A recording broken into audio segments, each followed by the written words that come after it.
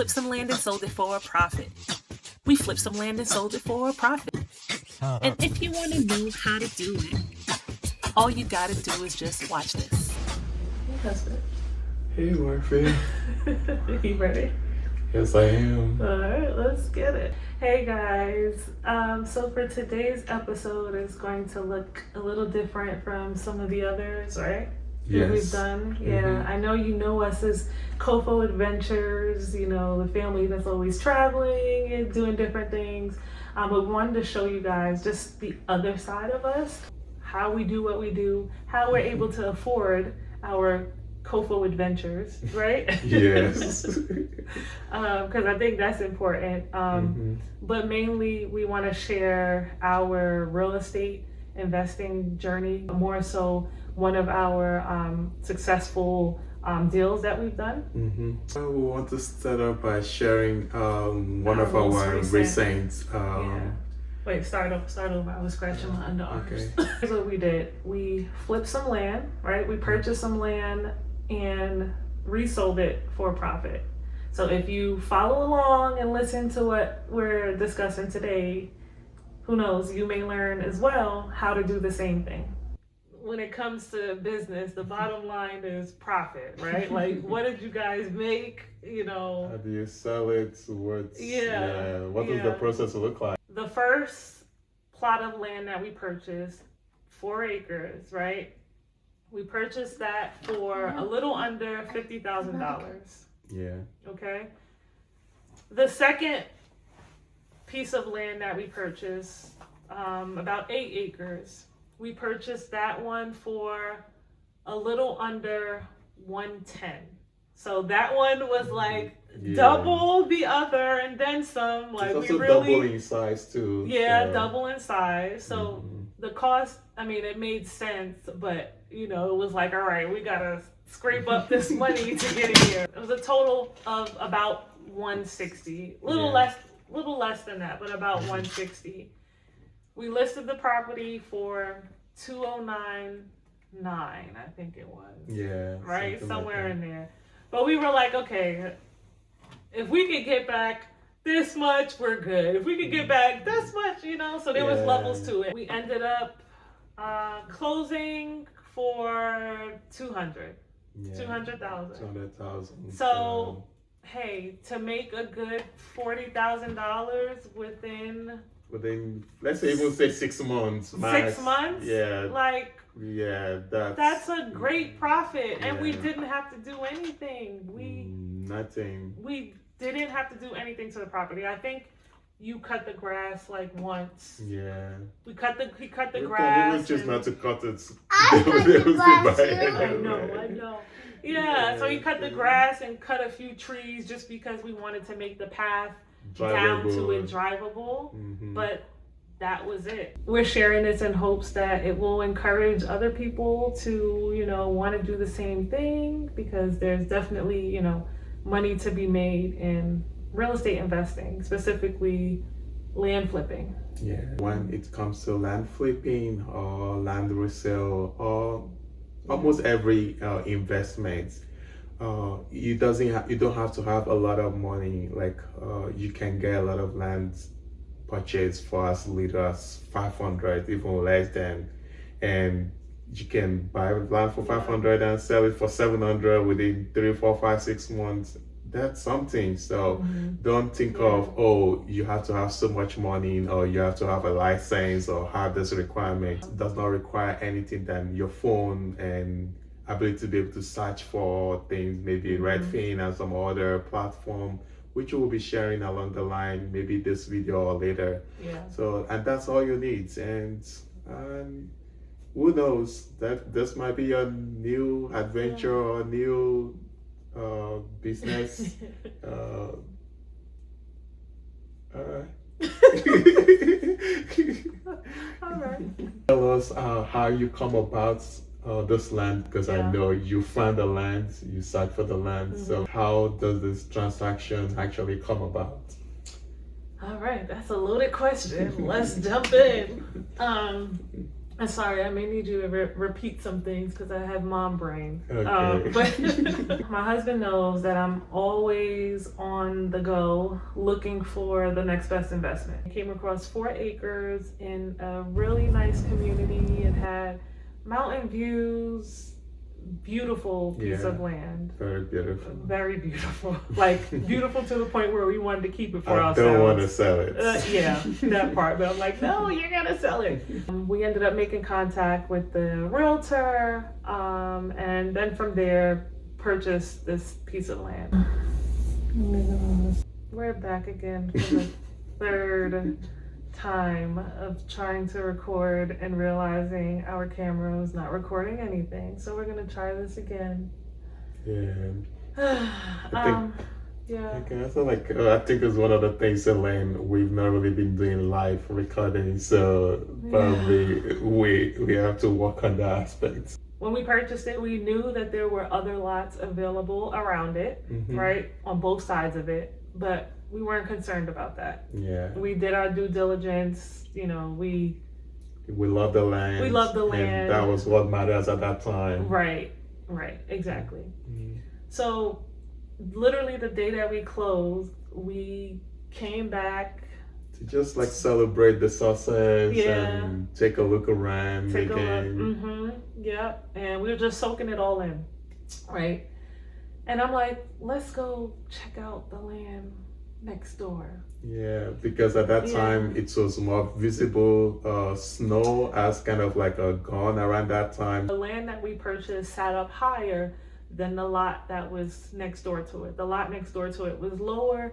We didn't think it would have any view because it's kind of like sitting at a lower position. So we believe the one we got has the best view until we got to this land. We walked over to the other lot and we were blown away. Yeah. I'm not gonna front. I was like in my feelings at the same time too, because I'm like, I want this one. I feel so inferior to that one because it feels like you get like a regular car and next to it is Ferrari and you're like, oh Lord. Yeah. It has more than one, maybe like a 270 degree of views. Yeah. And that is priceless. We got somebody that's up right now. So him and Journey were walking around, you know, just exploring and everything, and while they're doing that, I'm sitting there like masterminding, like in my feelings, kind of like I don't know if it was like, it wasn't anger, but it was just some emotions that I can't really explain. Like kind of like, I would say the word I would use is probably I'm kind of like a jealous of that land. Like I wish I have this. Like at that moment it kind of robbed me of the joy of the other one. Because it just felt like, oh no, why didn't we see this one first? And it was because it was snowing around that time and the land was not listed for sale. So there's no way we could have think of anything of it. I guess to kind of add, we were trespassing. I mean, in that we weren't supposed to be on that land. We didn't own it. It wasn't listed. So, okay, it is what it is. I'm like, listen, we gotta find a way to get this land. I don't know who owns it, how long it's been here, whatever. Within 24 hours, you know, me doing my research, we found the owner and realized that the owners had where they were behind on taxes. So they owed like 3 years worth of taxes that went unpaid. And so I'm like, okay, we got a shot.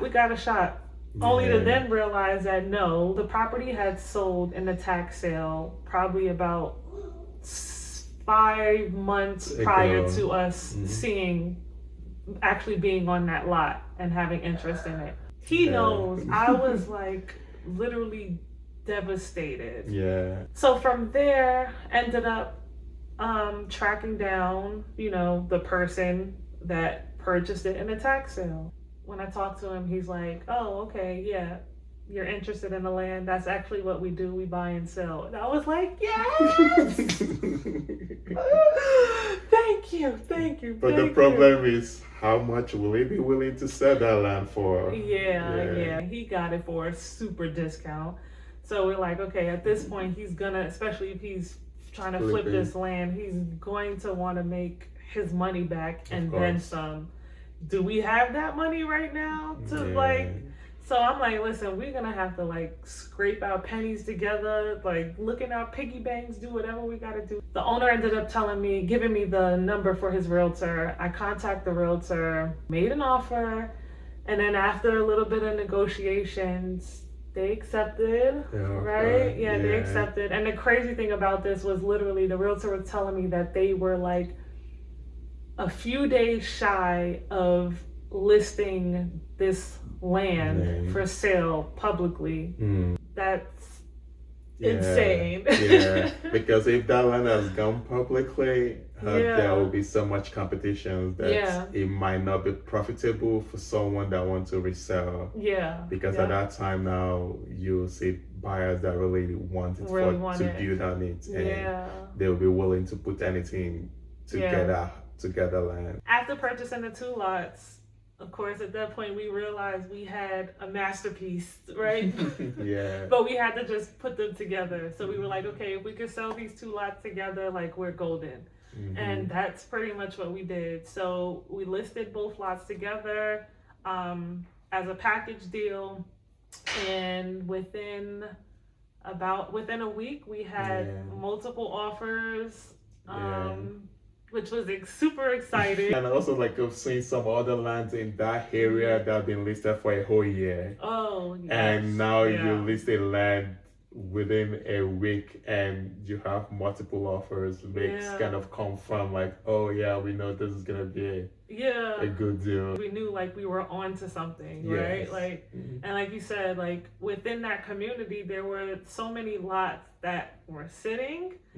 But when we checked out those lots, they didn't have the same appeal as the ones that we purchased, like nowhere near it. They were nice lots. Well, some of them weren't, just based off of the location that they were in within the community. Like they were too close to the front of the community, too close to the road. Most of the other land that's sitting, they're like maybe 5, 4, 6, 2, but none of them has that big 12 land, almost 12 acres. Which kind of also puts you in a very seclusive environment in a big community. So you kind of like you're on your own in the big community. You have this amazing view and all that. So that is kind of like the leverage this land had.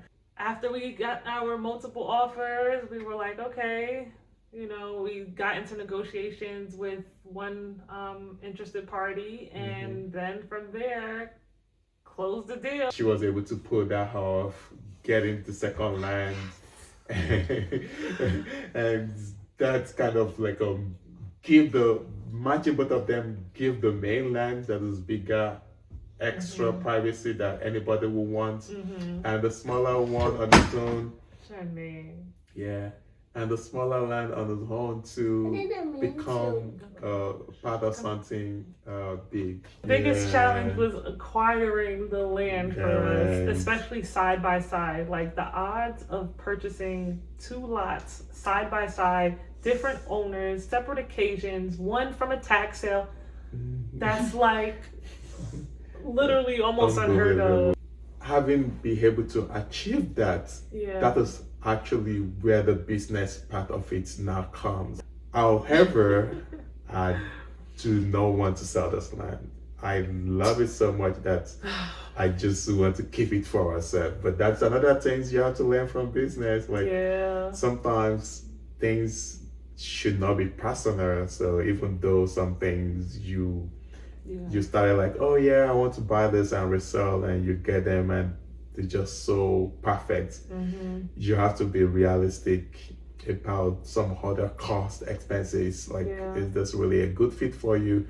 And at that time, I was so blinded. I didn't want to hear anything from her. Like, we're building this house. Like, it's just so perfect. But I will say it's like one of the great things I learned from doing business. Like, you have to have that strength to let things go. That's huge. You have to. Huge. Like it's even like I've heard people buying businesses, building businesses, Yeah.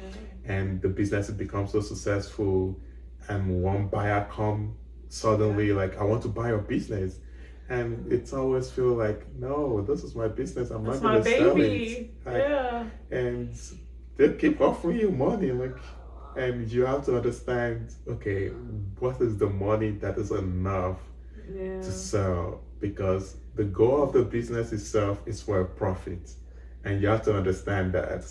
But I will say, like, our thought process going into all of this, because we are still business minded, right? Yeah. Like, if we want to keep it for ourselves, would it make sense? Yeah. Can we build on it? If we don't want to build on it, can we hold on to it? And would it be profitable later down the line?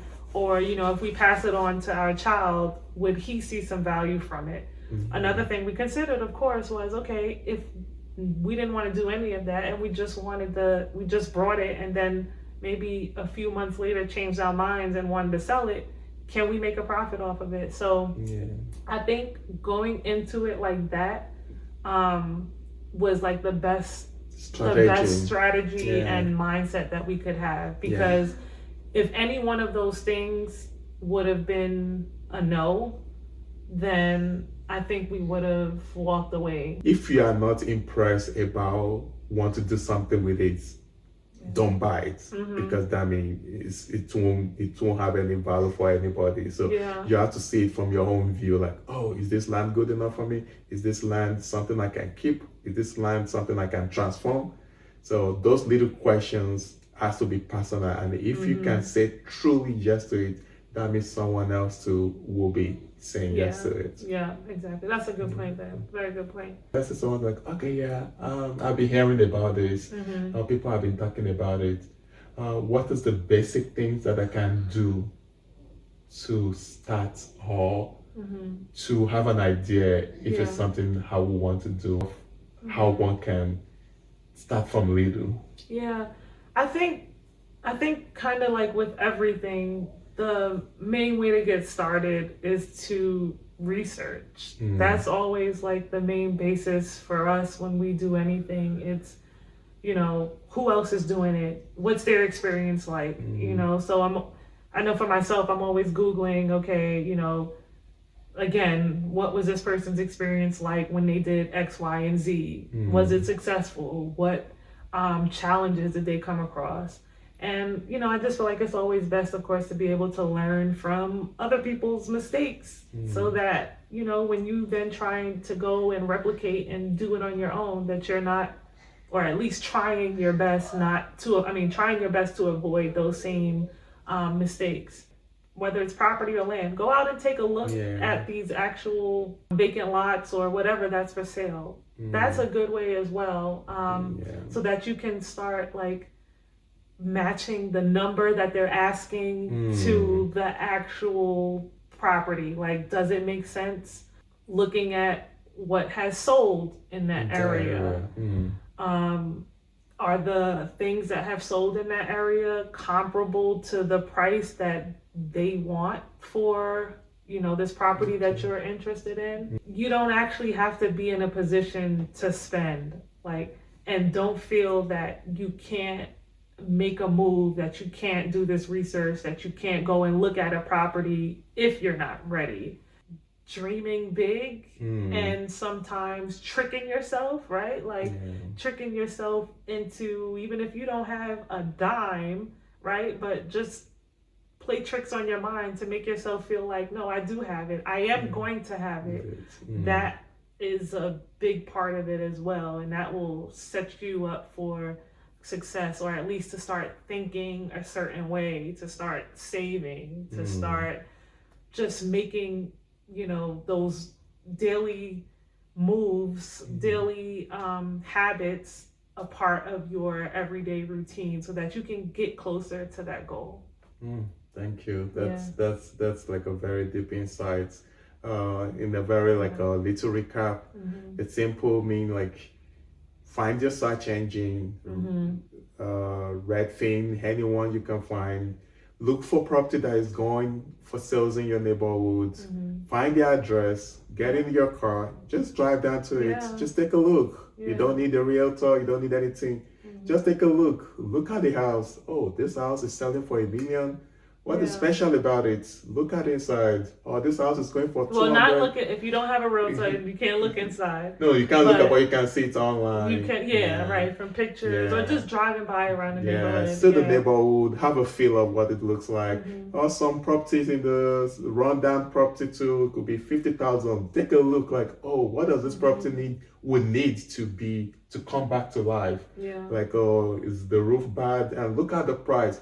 So start trying to match those things together in your head, and you can get a moment that you feel like, oh, I can do this. Reeling it back towards land, since that's what we're talking about today. Just the same thing applies with the land. Like, if walk the land, and then if you don't have a realtor, you can still contact the realtor or whomever is representing that piece of property, and you can tell them, hi, I'm interested, I'm, an investor, I'm a buyer, whatever it is, right? And they'll either say, oh yeah, sure, go ahead and take a look, you can walk the property, or they may say, you may need a realtor, or they may say, oh, I can meet you there and show you. So either way, that will give you an opportunity to take a look. It starts from your locality, start from like, oh, what property is selling around me? Take a drive or take a walk, check it out, try to understand why will it be selling for that much? How much will you be willing to pay for such a land, even though you don't have the money? So from that thought process, you will begin to see deals around you. And one day you'll be able to close on your own deal and decide what you want to do with it next. You want to wait like 5-6 minutes and put it back on the market. It's been 5-6 minutes. Oh, 5-6 months, sorry. 5-6 minutes will be like a record breaking. Like, oh, that's super fast. This is the essence of who we are here. Like, yes, we love our adventures, and this channel, I just feel like this channel really shows who we are, like what we love. We're passionate about real estate, we're passionate about investing, we're passionate about family, and this channel just really brings it all together. Like, I'm so proud. I'm almost like about to cry right now. To be honest, like, we have to give it to Artu that she's one that always like a look for deal. Like, she'll be in bed looking at somebody's property, somebody's selling something. So my eyes hurt. Like, how long it take? Oh, this property has just only been in the market for 2 days. It's gone. Like, what is my business with that? But that is how you learn, because you see what make a property sell within 2 days, and you begin to look at it. So next time you see such similar thing, you recognize it, like, oh, this is a deal. So like, there's also like a train and a learn process, and I'm trying to learn that from her. Like, by constantly putting your mind into something, you will begin to acquire experiences, you begin to recognize good deal, and that is like the easiest way you can start with any process, any business adventure you would like to go into, by just monitoring what is going on in that industry, and you can start monitoring what is going on in your own locality, and or beyond. But definitely, like you're saying, like, definitely starting within your own area is a good place to start, a good place to learn, because it won't be like so overwhelming, because you're a little familiar with what's going on around you. You may have a network of people that you could tap into to ask questions. Well, for us to cap this, so our expert, real estate expert, she's here.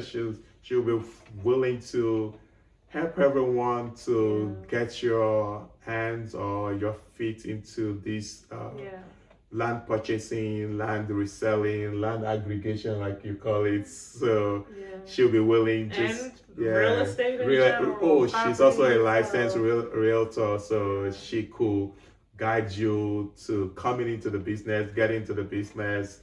Also, you have any property you want to sell or buy, you can also reach out to her as well. It's endless. So we'll be looking forward to hearing from you all, and maybe this can take us to another episode. This is what I love.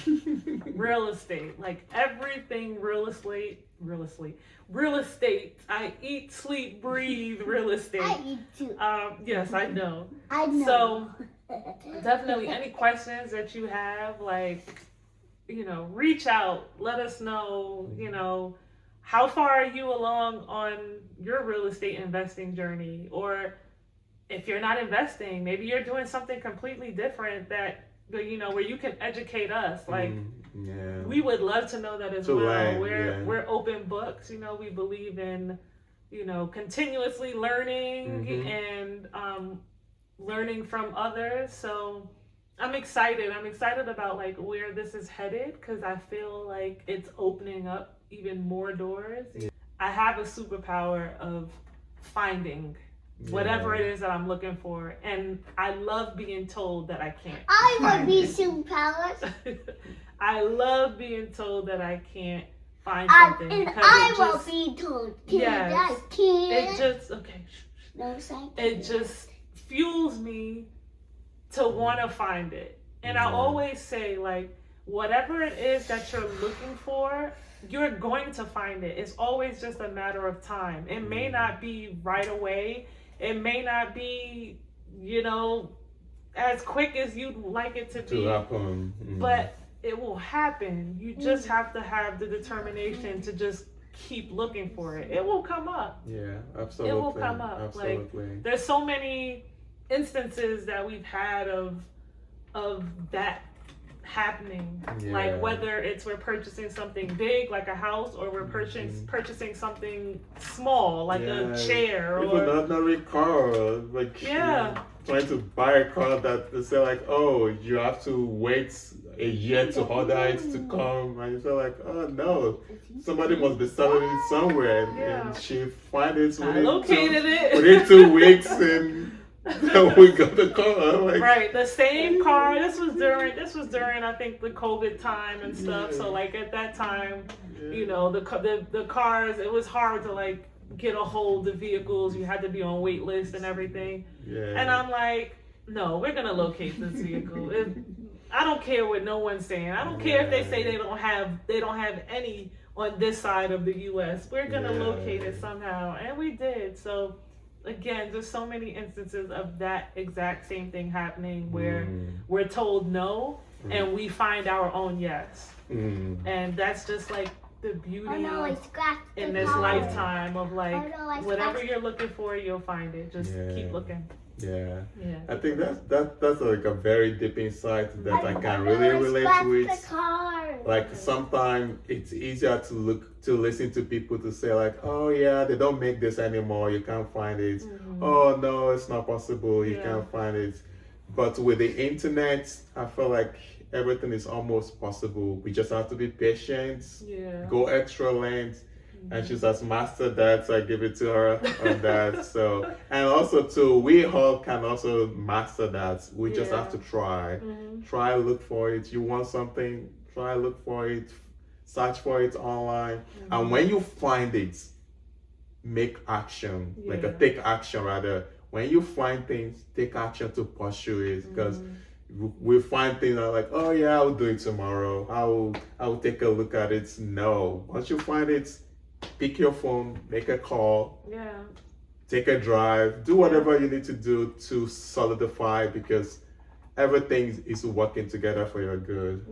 If you don't take action when you find that thing, whatever it is, best believe that there's somebody else on the sidelines that has been looking for that same thing, that's going to be willing to take that action that you chose not to take. Of course. So that's like a major lesson. I Don't agree. stop. I agree. Don't stop. Keep going. Like we said, we welcome your comments, we welcome your contributions, we welcome your suggestions. We're always trying to find a way to challenge ourselves to do things differently. Yeah. So we would like to hear from you. So until next episode. Thank you for episode next month. You gotta stand Okay, up. stand up if you want to say something. Okay, what would you like to say? Look into the camera. I want to say, oh, Bobby's car, oh, Bobby's car, oh, Bobby's car, doo doo.